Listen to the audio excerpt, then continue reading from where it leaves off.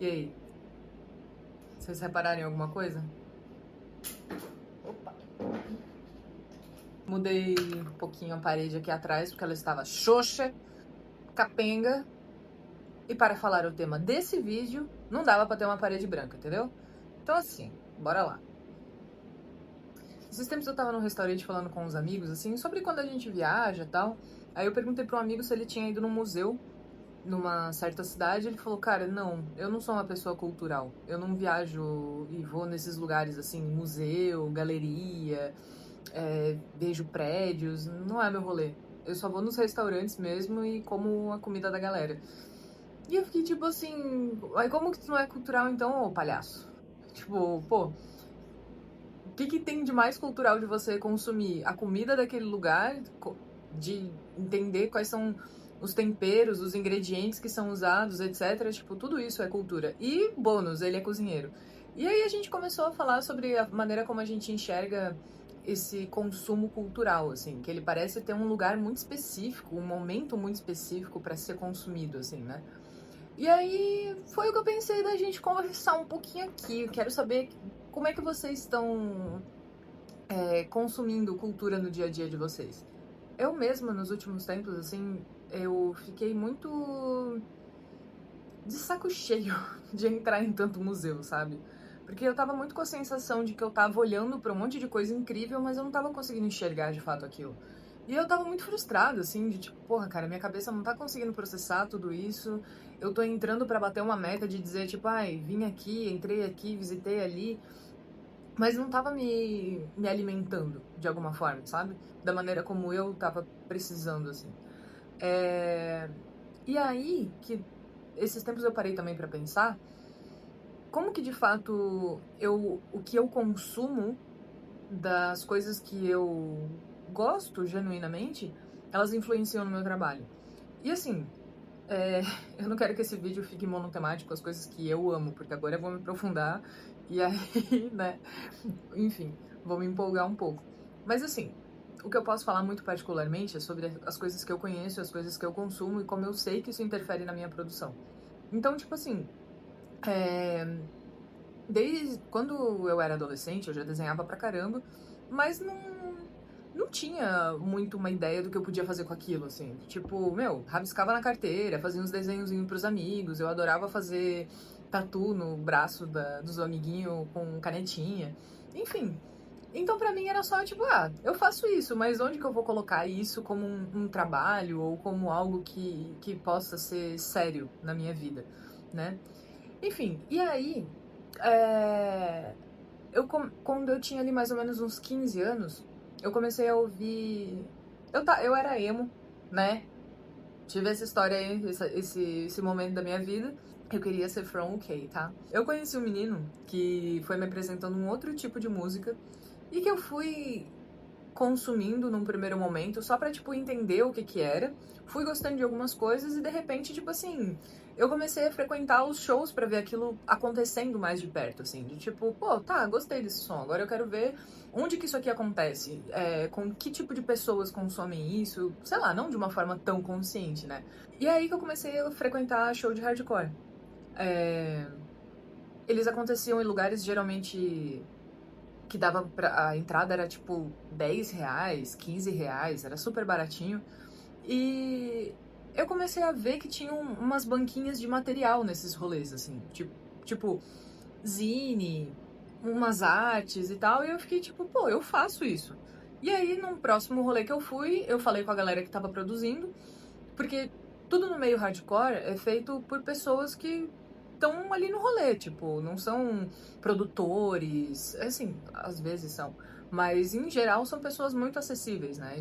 Tipo, literalmente meus amigos depois, né, viraram essas pessoas.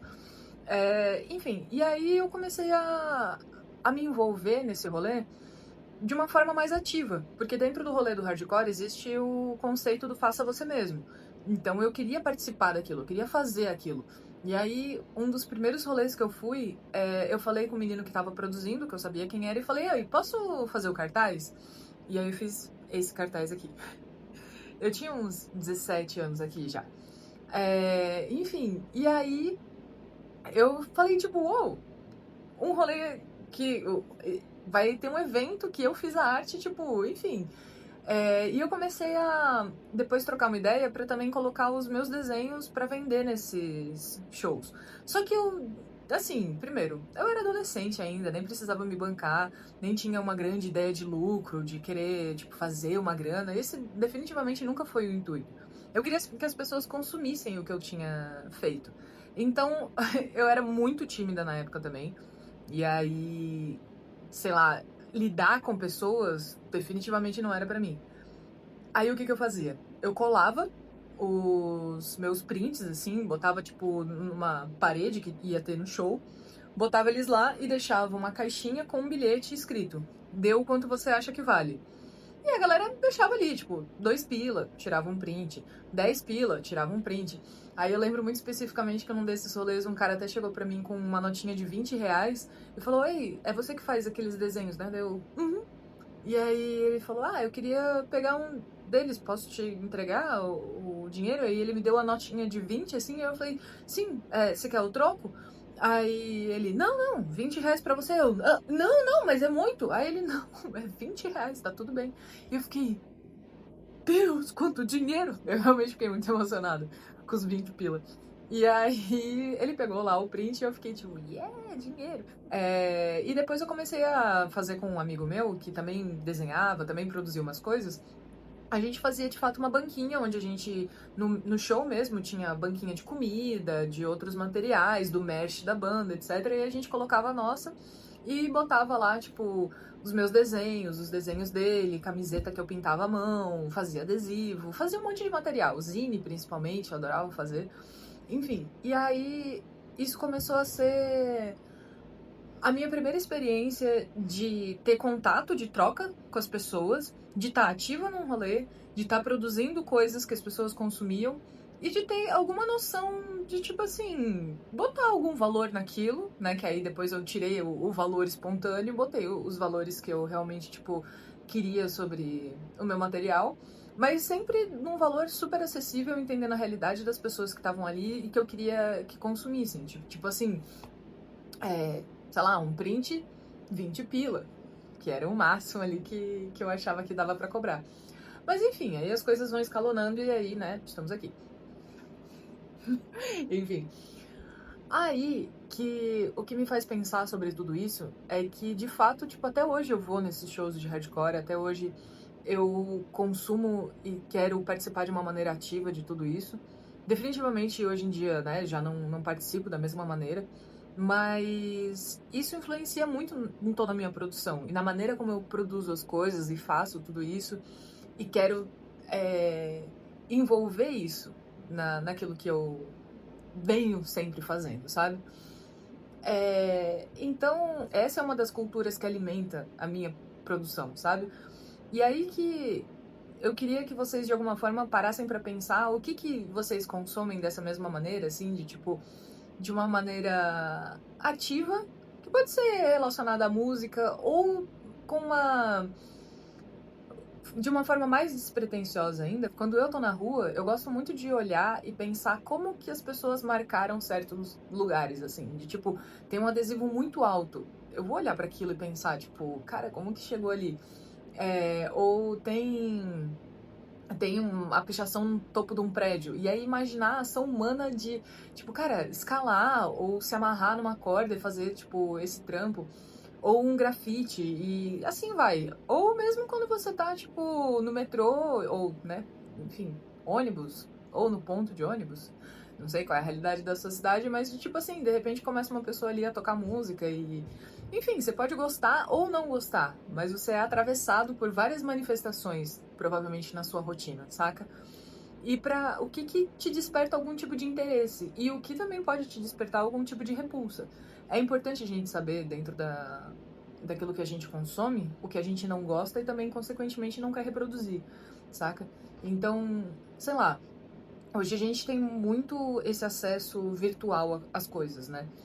E aí eu acho que quando você tá no Instagram, assim, tá tudo tão automático que você não tem muito uma curadoria própria daquilo que você vai consumir, sabe? Tipo, mas também é uma possibilidade de você olhar pra isso e perceber o tipo de conteúdo que te atravessa e o tipo de conteúdo que você também tá gerando com isso. Mas enfim, eu não quero falar de conteúdo, na verdade. Vamos tocar o foda-se pro mundo virtual nesse pensamento, certo? Não é a proposta aqui. Quero falar do presencial mesmo.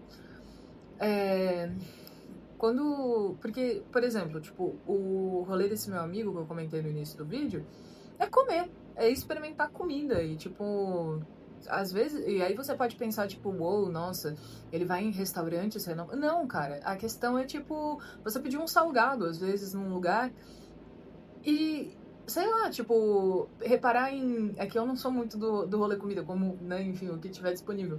Mas, tipo, de reparar o formato, o tipo de tempero, numa coisa meio básica, assim, saca? Tipo, uma coisa cultural, por exemplo, brasileira. Pô, pastel de cana, pastel de cana, pastel e cana. É, pastel e cana. É uma parada cultural daqui, tá ligado? Tipo, se a gente romantizasse a maneira como a gente vive no Brasil, tipo, definitivamente ia ser uma iguaria, tá ligado?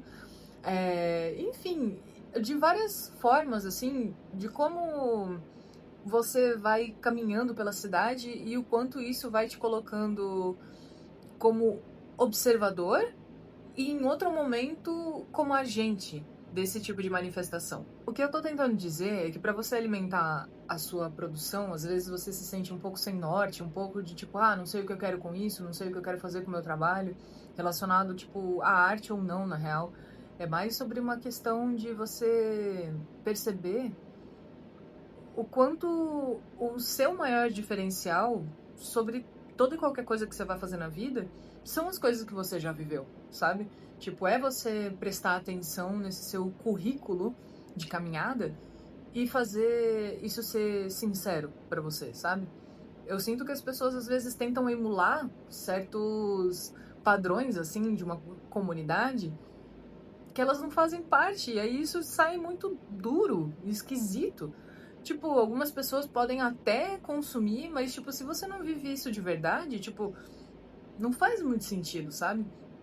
Então, você pode buscar sempre novas comunidades e você pode sempre buscar novas formas de enxergar certas coisas, de consumir, de provar, sabe? De se sensibilizar sempre. É realmente, tipo, muito positivo que todo mundo faça isso e esteja aberto a fazer isso. Tipo, quando eu cheguei aqui em São Paulo, eu não queria continuar consumindo as mesmas coisas que eu já fazia em outras cidades e continuar sendo a mesma Duda de 24 anos, sabe? Eu realmente, eu realmente quis me abrir, assim, pra, tipo, rolês que eu nunca pensei que eu iria. Então, bora num rolê de techno no Vale do Anhangabaú? Bora? Vamos nessa. Meu, uma das coisas mais legais que eu me abri aqui foi conhecer pela primeira vez, aos 24 anos, roda de samba. Nunca tinha ido numa roda de samba na vida. E foi um rolê que me abriu, assim, tipo. E influenciou pra caralho minha produção, assim, tipo, pra consumir mais coisas do Brasil, pra querer entender melhor as músicas, de entender melhor os artistas que estavam relacionados a isso. E hoje eu sou, tipo assim, apaixonada pelo rolê de entender e consumir mais coisas brasileiras, assim, sabe? Só por ter aceitado um rolê novo pra mim. Então eu acho que não é uma coisa definitiva, não é como se você já soubesse tudo que você pode saber sobre si mesmo e sobre as coisas que você gosta. Você tem que estar aberto, e isso é muito importante. Se você, inclusive, não estiver aberto a viver coisas que você não gosta, cara, você vai viver? Nem sei se isso é viver, tá ligado? Você só, tipo, vai estar meio confortável e às vezes quentinho na merda, tá? Enfim, mas esses tempos até foi engraçado que um menino me perguntou sobre o meu estilo, se representava algum país ou uma cultura específica, não sei o quê. E eu falei, sim, do Brasil. Tipo, hoje eu sou muito viciada em querer abrasileirar desenhos, assim, sabe? De, tipo, pegar temas tradicionais e fazer com que, dentro do estilo tradicional americano, que se criou dentro da tatuagem, que a gente chama, né, de old school, enfim, de fazer isso com artistas brasileiros. Então eu já fiz da Miriam Inês, do Di Cavalcante, especificamente. Mas tem vários pequenos signos, assim, dentro daquilo que eu venho produzindo, que são de referências aqui do Brasil, sabe? Que eu quero que as pessoas consumam de fora, principalmente, sabendo de tipo, pô, ela é uma tatuadora brasileira, ela é uma artista brasileira, e essa produção tem a ver com uma coisa muito específica da cultura dela, sabe? Isso é muito rico, sabe? Pra mim, Duda, não faz sentido desenhar águia, sabe? Tipo, não faz, não tenho nenhuma... Ah, inclusive, tem aquela pintura ali, que também já virou bandeira, enfim, mas que ela é uma pintura tradicional. Então, tipo assim, essa daqui é a pintura original, que é uma pintura tradicional americana, que é conhecida como Battle Royale, tanto faz.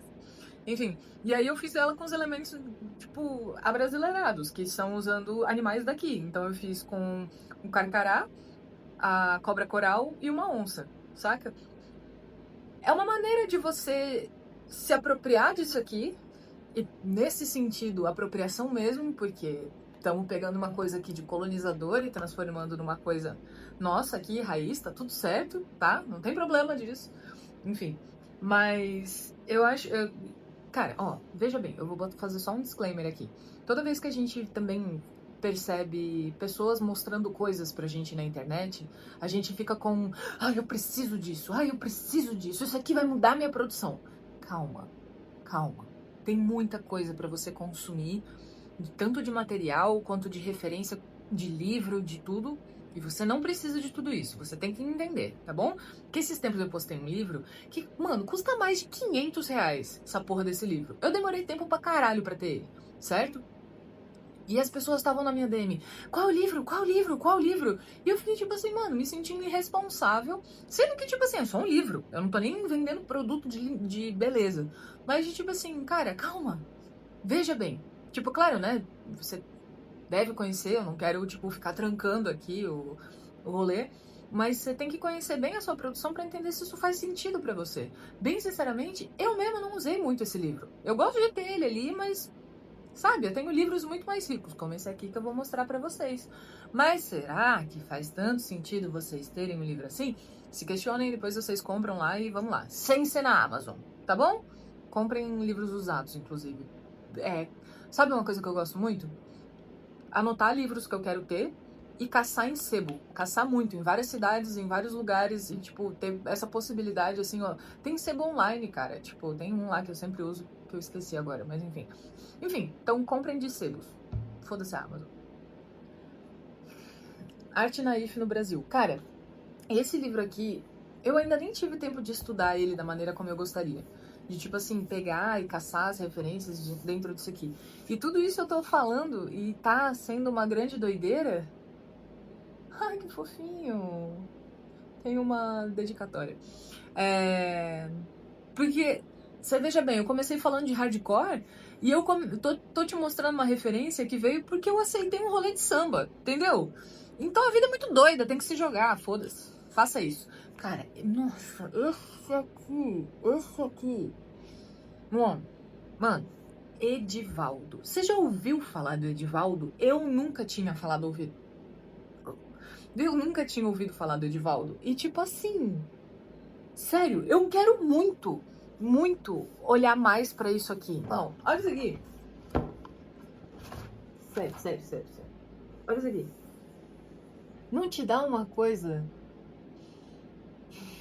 especial olhar pra isso aqui?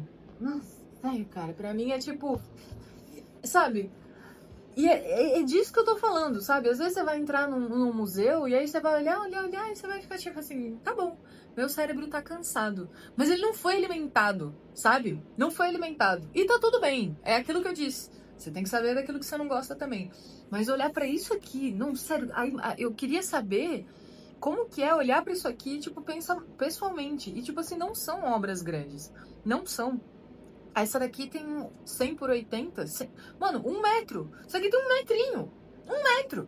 Não é grande, sabe? Mas deveria ser gigante. Eu queria entrar nisso aqui. Tipo, sabe? Isso aqui me emociona de um jeito que eu não sei explicar. E é esse o sentimento que eu fico buscando pra aquilo que eu olho, pra aquilo que eu consumo, sabe? De pintura, de tudo. Tipo, cara, é muito bom. É muito bom. Sônia Furtado. Você já viu isso aqui? Isso aqui, ó. Incrível. Enfim, gente. Tem muita coisa aqui, nossa.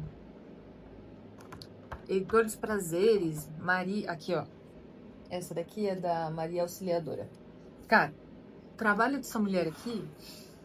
Você conhece a Auxiliadora? Deveria. Todos devem. Mas vai fazer sentido pra você? Eu não sei. Mas isso aqui é perfeito, cara. É perfeito.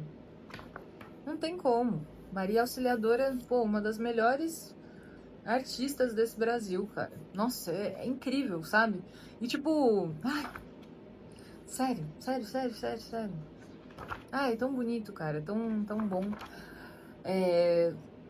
Enfim. Gente, é isso. Eu espero ter despertado algum tipo de questionamento saudável pra vocês. Que vocês fiquem mais sensíveis com vocês mesmos, com aquilo que tá ao entorno de vocês.